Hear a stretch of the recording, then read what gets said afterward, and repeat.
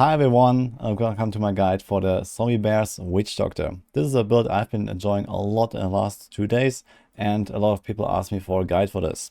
So far I've been just farming with this build. It has cleared 112 in 1 minute, 17 here last night, and I was just grinding up my gear. And this is not really perfect yet, so I can show you what I have. A few ancients that are already augmented, but nothing really crazy. This Witch Doctor is like 15 hours old or something like that after I've played a bit of Demon Hunter.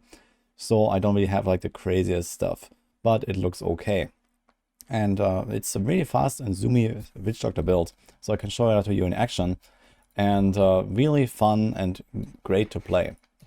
Basically, you play this with the typical skills, Perinado and Soul Harvest and Spirit Walk, like most other Witch Doctor builds. But we also have these zombie bears here. And the way these zombie bears work is that they summon like a horde of zombie bears from behind you, and they go all the way like very far in front of you. So you usually want to try to like stack up monsters in like a straight path. And you see here, like it has a damage output. It can easily decimate even those yellow elites in tier 112s right now, for example, together with the power of the soul shards. Sometimes on these elites, for example, I also press my Locust Storm. So we have the Pestilence there to spread the Ring of Emptiness buff for the 300% extra damage. But in normal, like small fights, like trash monsters or so, this is not really necessary. And I also combine this with the Explodey Anguish, which is very fun. You see some of those explosions going off from the weapon shard that gives me the Death Blow explosion. So this gives me just like a lot more AoE. And even though those zombie bears are relatively small, I can like spread the AoE to a larger radius. And you see here how everything just explodes. So in speed farming, this feels really fun. And well, I've been grinding with this super fast, almost at the pace of my Demon Hunter. So on my Demon Hunter with Impale, which is probably the best solo speed build in the game, or at least one of the top 3, I'd say. I've been farming like 113s or so in roughly this pace.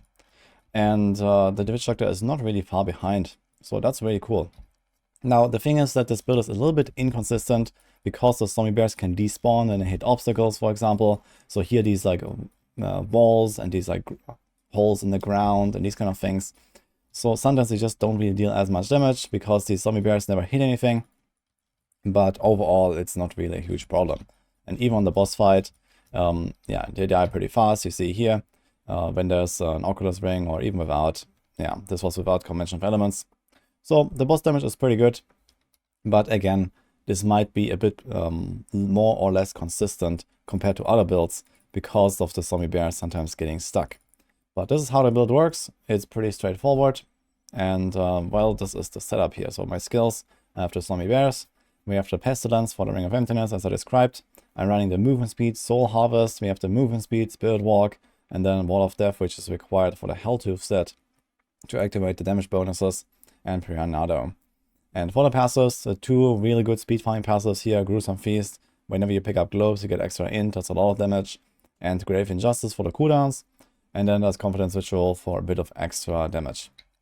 So this is the main setup here. And for the items I showed you, we have the Crimson set, the Helltooth set, typical Witch Doctor stuff. There's a weapon and an offhand, the Scrimshaw. This is actually very easy to get when you just upgrade spears. So if you have a bunch of leftover materials from, you know, veiled crystals, etc., you can very easily get an ancient Scrimshaw. But in my case, I just crafted one, made it primal, and that was it.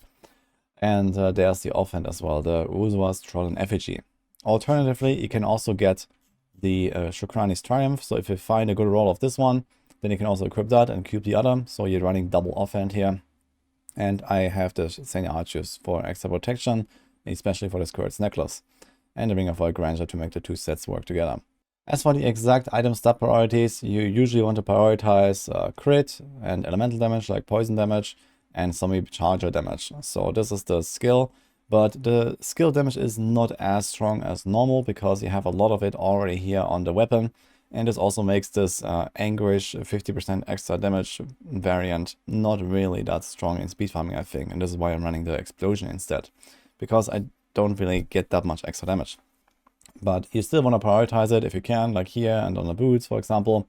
But on the helm, I didn't even go for it because it doesn't matter all that much. And I just went for a bit more toughness. So this is definitely a good choice. if you're feeling a bit squishy. Like my setup here is already like, somewhat complete. I have a few augments, so I'm not really feeling that squishy. But early on, you might actually, take a lot of damage, and it might be better to actually roll a bit more defensively. In case you are actually struggling to survive, there are some options here. For example, you can remove the Zaze stone and you can put a Molten Wildebeest to have an even bigger shield and also get extra life regeneration. So this can help you out a little bit. Or you could even run the Guardian set early on. So for example, you can go Guardian Belt and Guardian Helm. Or you can go Guardian Belt and Bracer, and then Cube Lacumba and wear the St. Archius, for example. So there are some options like this to become a bit more tanky. The Crimson set is not really a requirement. It's just that at my Paragon, it's fine to use Crimson already and not Guardian set. But if you're very low, like Paragon 1000 or something like that, you probably want to go with the other set instead. Another defensive option you can choose is also Soul Harvest. So if you struggle to survive, you can also just change this to Languish in Season 25, or rather in Season 30 with the movement speed from the Shard of Hatred I have in the Helm here. We are pretty fast anyway, so with the Spirit Walk and the Helm Shard, you see, we're running pretty fast even without Soul Harvest active. So this is really just a very greedy choice, and you can also go Languish for a lot of extra armor here. So this is how the setup works, and it's really straightforward. It's like a really good speed farming set. And in fact, it has already cleared a solo 150 as well. So Zombie Bears is actually pretty top-notch build overall right now. So that was Baskinator here, I think on SSF season so far, who has done the 150.